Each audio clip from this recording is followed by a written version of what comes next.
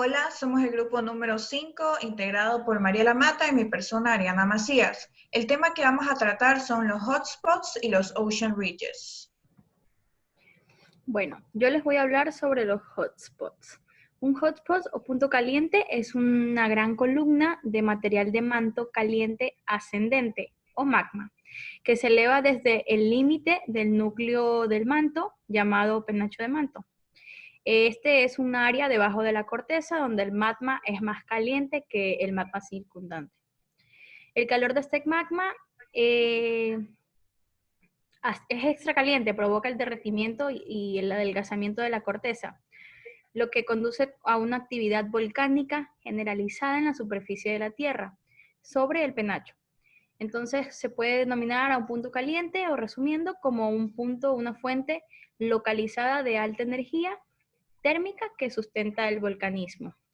Cabe recalcar que no es un depósito de magma a poca profundidad y que no se encuentra aislado debajo de la corteza. O sea, no es una tubería de magma que fluye desde el núcleo del CERN. Bueno, la formación de los hotspots, el penacho térmico que hace que el sólido móvil se eleve muy lentamente, presenta convección, o sea, transferencia de calor, causando que, o sea, transferencia de calor a la roca adyacente. Este proceso continúa hasta la base de la placa tectónica y la caída de presión favorece al derretimiento de la roca como tal. El magma que se forma en la base de las placas se eleva a través de la placa por medio de grietas y cámaras poco profundas y produce una especie de estallido en la superficie, como podemos ver en la ilustración que tenemos en pantalla, en la parte B. A medida que una placa se mueve sobre un punto caliente, una línea de volcanes se desarrolla, como lo vemos en la ilustración C, y este peso de los volcanes hace que la placa se doble hacia abajo. Y bueno, los volcanes que pasaron su vida constructiva sobre el penacho se desplazan lentamente en la placa móvil y se construye una hilera o unos nuevos volcanes en su lugar, siendo los volcanes más alejados los más antiguos y los volcanes más cercanos al punto caliente los más jóvenes. Los puntos calientes son esencialmente estacionarios en relación a las placas tectónicas, es decir, el punto no se mueve, se mueven las placas. Bueno, ahora les voy a hablar, bueno, un poco mencionar los hotspots del mundo. Bueno, aquí tenemos en general muchos de los hotspots que existen, sin embargo los más conocidos son Hawái, Islandia, Yellowstone, Afar, Bermudas, Kerguelen, Galápagos como tal y Canarias. Cabe recalcar que los hotspots tienen la capacidad de alimentar varios volcanes desde conductos separados debido a que la placa móvil arrastra el penacho térmico con ella.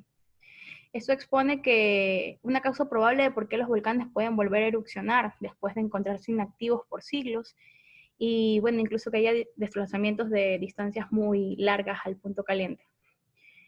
Bueno, y por efectos de la erosión, un gran número de volcanes se provoca un efecto flotante de la pluma que disminuye cuando el volcán se hunde. Y bueno, se presume esta aparición a perturbaciones térmicas similares a una zona entre el núcleo externo y el manto, que queda aproximadamente a 2.900 kilómetros de profundidad. Bueno, tenemos aquí, como les dije, un mapa de los hotspots y la parte que tenemos en como naranja, como líneas, son los rastros que dejan estos, que más adelante les vamos a hablar, concentrándonos principalmente en el hotspot de Galápagos y los rastros que son Carnegie y Cocos. Bueno, el hotspot de Galápagos, o punto caliente Galápagos, se estima que tiene aproximadamente unos 150 kilómetros de diámetro y es resultado de su interacción con el origen, o sea, su interacción da como resultado el origen de las Islas Galápagos. Actualmente se ubica debajo de la placa Nazca que se mueve hacia el este y se cree que el penacho de Galápagos se encuentra a unos 250 kilómetros al sur del centro de expansión de Galápagos, que más adelante les vamos a hablar más detalladamente de esto. Se encuentra también debajo de las islas occidentales de Fernandina, especialmente, e Isabela. Y de hecho estas, como vamos a mencionar más adelante también, que son las más jóvenes, por lo tanto son las que se encuentran en el punto caliente de Galápagos. Las islas se encuentran en la parte norte de la placa Nazca. Estas se mueven lentamente alrededor de 5 centímetros por año con dirección sureste. El punto caliente, como mencioné antes, permanece estacionario y el desplazamiento de las placas forman las islas con el tiempo que lentamente se separan del punto caliente, permitiendo las nuevas formaciones.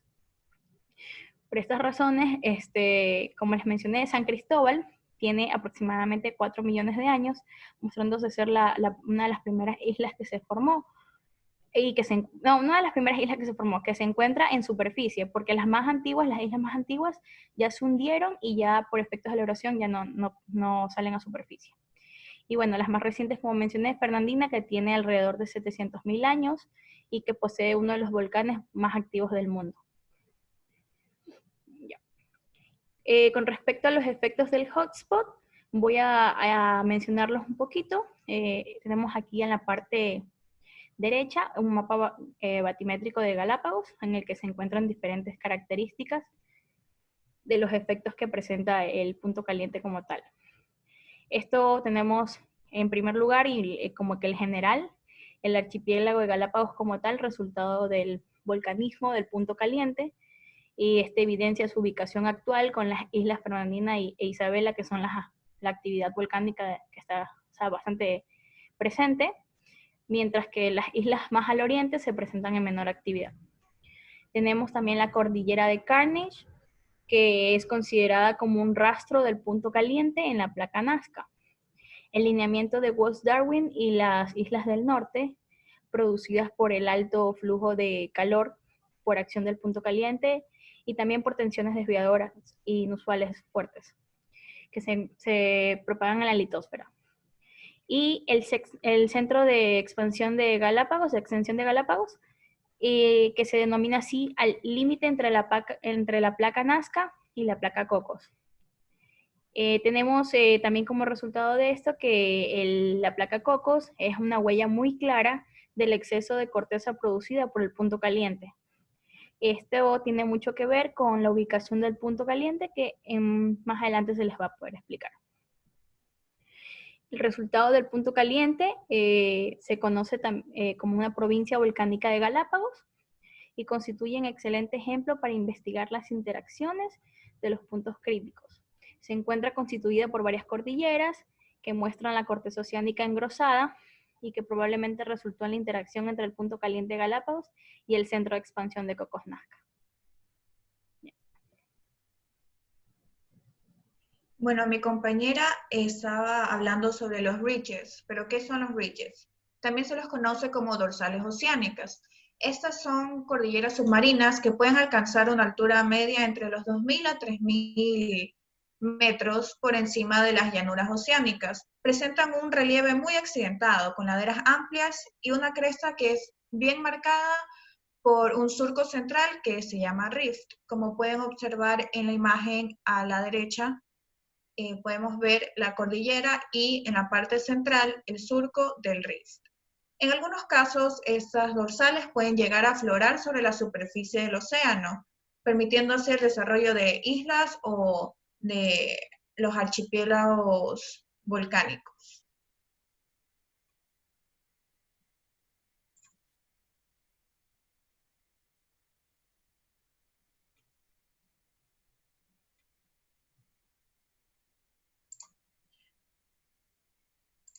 Bueno, ¿cómo se forman estos archipiélagos? ¿Cómo se forman estas dorsales, perdón? Hay un proceso que se conoce como el ciclo de Wilson. Este proceso primero empieza con el ascenso del magma que proviene desde el manto y rompe la corteza continental, dando lugar a un conjunto de fallas normales, como podemos observar en la primera imagen a la derecha. Luego comienzan a separarse estos bloques situados a ambos lados del abombamiento y se forma un rift continental, que es la fisura puede llegar a tener miles de kilómetros de longitud y se produce un intenso volcanismo. Luego, la emanación del material más denso que proviene del manto hace que se hunda la parte central de la dorsal, formando un mar y que posteriormente se va a seguir ampliando y expandiendo hasta formar un océano. Esta expansión del fondo oceánico produce el movimiento de las placas, creando así zonas de subducción en los bordes opuestos de estas placas. También es importante recalcar que como el tamaño de la Tierra es constante, la nueva litosfera solo es creada en la misma cantidad que puede ser consumida por las zonas de subducción.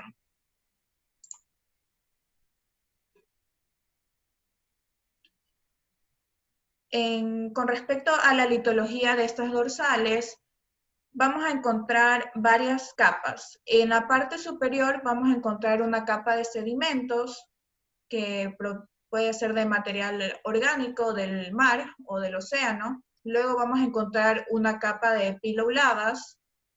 Luego está la parte de diques de diabasas y basaltos. Estos basaltos se los conoce como basaltos submarinos, basaltos de fondo oceánico, basaltos abisales o basaltos de dorsales mesoceánicas o MORB por sus siglas en inglés. Luego vamos a encontrar zonas de gabros masivos y finalmente contactos localmente marcados con acumulación de peridotitas en el manto.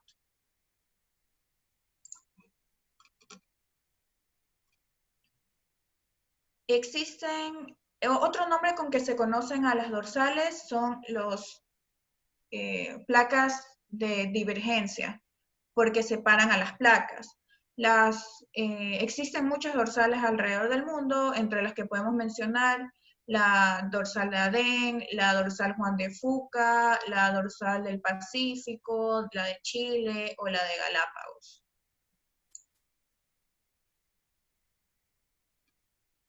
Existen otro tipo de dorsales que se conocen como las dorsales asísmicas.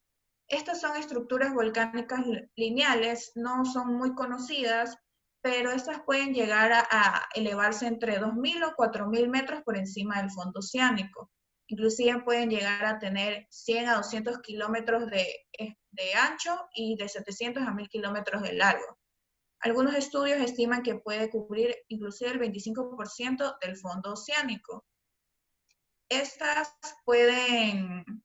no se conoce como tal el origen de alguna de las cordilleras que pueden estar relacionadas con anteriores cuencas oceánicas, pero algunas están relacionadas con la actividad de los hotspots. Entre las más conocidas tenemos en el Océano Atlántico el Walvis Ridge o el Río Grande Rise. En el Océano Pacífico tenemos los ridges de Cocos y Carnegie, o en el Océano Índico el de 90 East Ridge.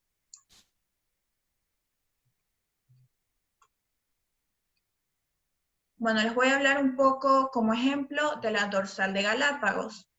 La dorsal de Galápagos está ubicada en el Pacífico Oriental, cerca de la isla de Galápagos, y es por esto que lleva ese nombre.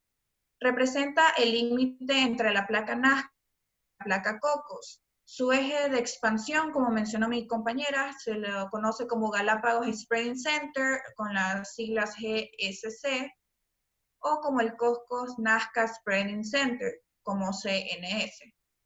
Limita en la parte norte, como podemos ver en la imagen, con el Ridge de Carnegie, en la parte sur con el Ridge, en la parte sur con el Ridge de Carnegie, en la parte norte con el Ridge de Cocos, al este con el Ridge de Malpelo. Estas dorsales asísmicas se formaron por la actividad del hotspot de Galápagos. La dorsal de Galápagos ha experimentado cambios alrededor de 27.7 millones de años y se puede resumir esa evolución en los siguientes puntos. En la imagen ubicada en la parte derecha, desde abajo hacia arriba, podemos ver que hace aproximadamente 25 millones de años todavía no existía la dorsal de Galápagos, sino que alrededor de los 22.7 millones de años, hubo una migración de una preexistente zona de fractura sobre el ya existente hotspot de Galápagos que causó el rompimiento de la placa Farallón, y con lo que se formaron las nuevas placas de Cocos y Nazca, formando así el CNS número 1. Luego, después de 19.5 millones de años, un salto en la dorsal cambió el eje de la expansión hacia el norte del hotspot, que cambió el rumbo aproximadamente 20 grados en dirección este-oeste, formando así el CNS número 2. Después, entre los 19.5 a los 14.5 millones de años, el eje de expansión se mueve hacia el sur y se forma el CNS número 3, el cual se encuentra en la posición actual, a unos aproximados 170 kilómetros del norte del hotspot de Galápagos. Hace aproximadamente 14.5 y 9.5 millones de años, el Carnegie Ridge se divide en dos. Con lo que actualmente se conoce el Malpelo y Carnegie Ridge. Todo esto fue por la acción de la dorsal de Galápagos. Y hace aproximadamente 2 millones de años se forman las actuales Islas Galápagos.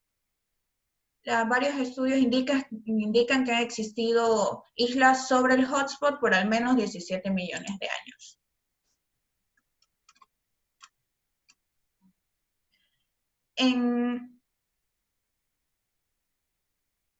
Además de estas variaciones en la ubicación del CNS, también existe una variación en la cantidad de montes submarinos.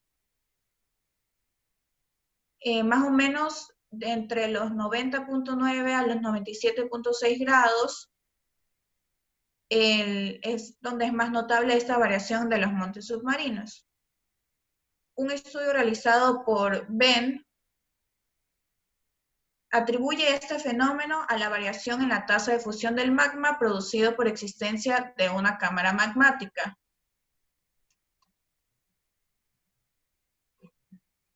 Y no me sale la diapositiva.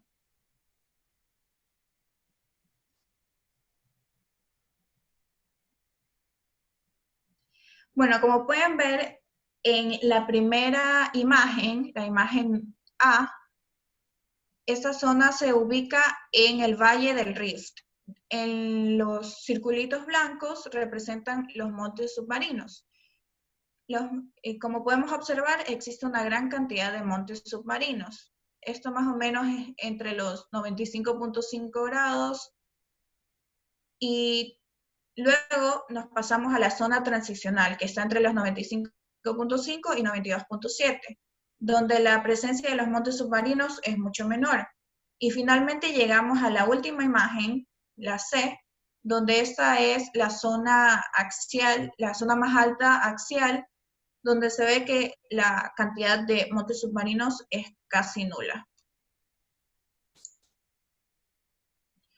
En la siguiente diapositiva les voy a hablar un poco sobre la evolución de las placas, de las dorsales asísmicas, como la placa, como el Cocos Ridge. Esas estructuras morfológicas encontradas en el Cocos Ridge son una de las más complejas de la zona oriental central del Pacífico. Se puede datar que la parte más antigua del Ridge tiene entre unos 13 a unos 14.5 millones de años. Esta se extiende más de 1000 kilómetros desde el CNS hasta las costas de Costa Rica y tiene alrededor de unos 300 kilómetros de ancho y se eleva 2000 metros desde el suelo marino. Esta está formada por más de 30 volcanes mayores. ¿Qué quiere decir volcanes mayores? Que tienen más de 1000 metros de altura. Y tiene un sinnúmero de volcanes menores en el flanco noroeste. Los montes submarinos se pueden dividir en 3 zonas. Como pueden observar en la imagen, tenemos la provincia de montes submarinos de Costa Rica, que es la más grande, que está comprendida por 18 montes mayores y varios menores.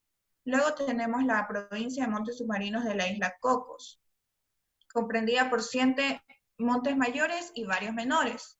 Y finalmente la provincia de Sureste, comprendido simplemente por un monte mayor 5 grandes y unos pocos menores.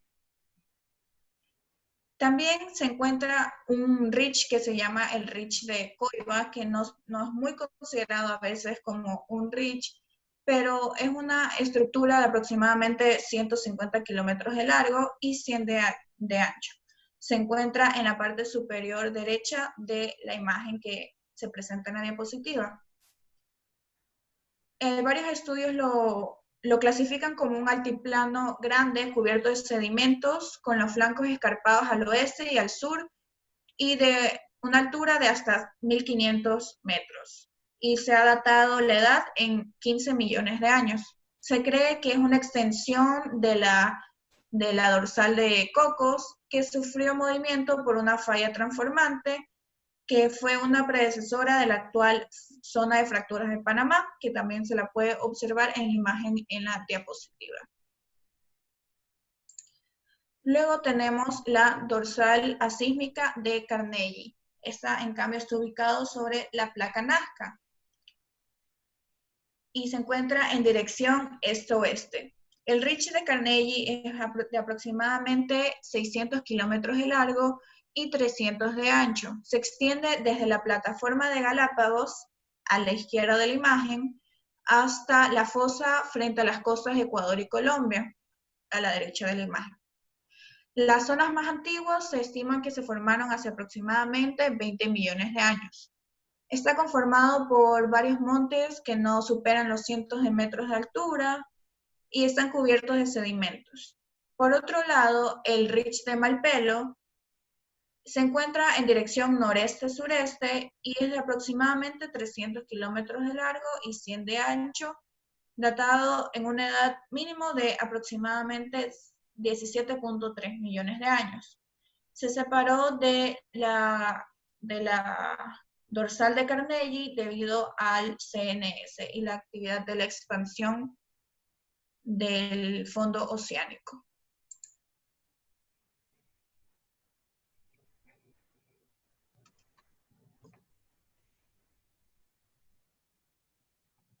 Bien.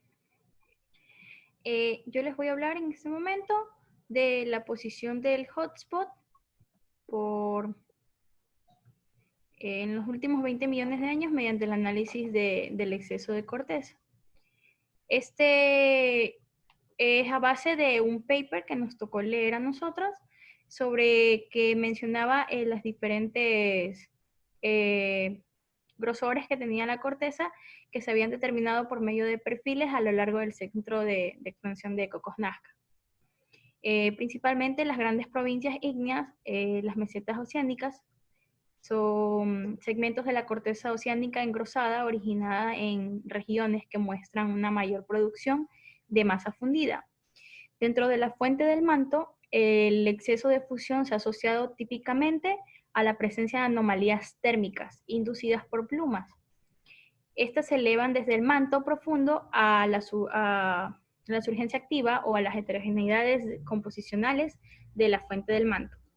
La existencia de estas regiones anómalas se ven reflejadas por grandes marejadas que muestran sorprendentes anomalías topográficas y de gravedad, que estas respaldan por una combinación de engrosamiento de la corteza y anomalías de la densidad del manto sublitósfero. La corteza oceánica de espesor normal y composición similar al MORPH se genera mediante la fusión por descompresión del manto pirolítico y a temperaturas normales. Si existe una anomalía térmica y una anomalía geoquímica en la fusión del manto, esta variará y esta sería debajo del centro de expansión, generando una corteza ígnea mucho más gruesa de lo que es normalmente. Cuando la anomalía de la fusión se localiza en la placa media, es probable que el exceso de fusión produzca una capa muy espesa de corteza que limite la profundidad mínima a la que se puede generar la masa fundida. Bueno, en los últimos 20 millones de años, el centro de expansión Galápagos, como lo mencionó mi compañera, se ha desplazado tanto al sur y al norte, pasando por el punto caliente de Galápagos, y ha producido cantidades variables de material en ambas placas a lo largo del tiempo. Se cree que el penacho aporta materiales de lava y al punto que vienen del punto caliente de Galápagos y que contienen un componente muy inusual de material del manto superior. Entonces, como les mencioné, a partir de los perfiles sísmicos que se realizaron en este informe, denominado Crustal Thickness Constraints of the Geodynamic, esto es en la parte de la provincia volcánica de Galápagos, por Salares y Charvin, se realizó en el 2003. Entonces se logró determinar la evolución y la posición del punto caliente en los últimos 20 millones de años, solo con analizar los perfiles y utilizar los datos de grosor de corteza. Bien, tenemos aquí la evolución, unos gráficos, la evolución entre 20 millones de años, 15, 10, 5 y en la actualidad. Estas se asocian mucho al modelo ya presentado por mi compañera anteriormente sobre cómo se iban formando las cordilleras de Carnegie y de Cocos, y todo por parte y la posición de la dorsal y el punto caliente de Galápagos. Tenemos que hace 20 millones de años, según los resultados de este proyecto, el informe dice que el grosor de la corteza era casi el mismo en ambos lados del centro de expansión.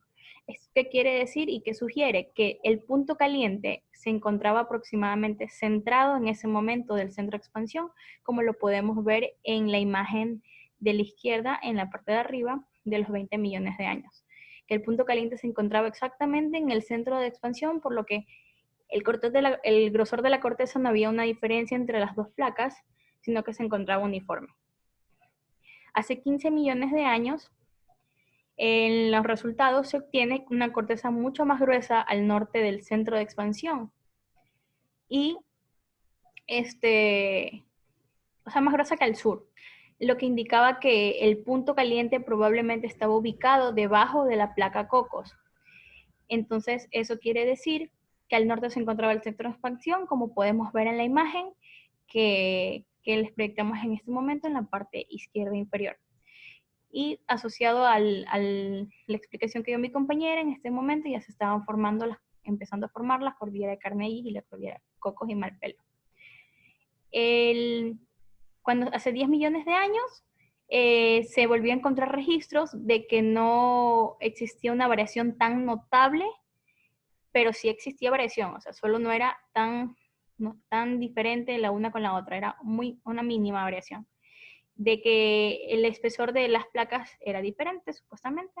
Entonces, lo que se determinó en sí, no se podía ver la posición exacta, porque es un tiempo de muchos años, desde 15 millones de años a 10 millones de años, pero se pudo concluir que el centro de expansión Cocos pasó sobre el punto caliente.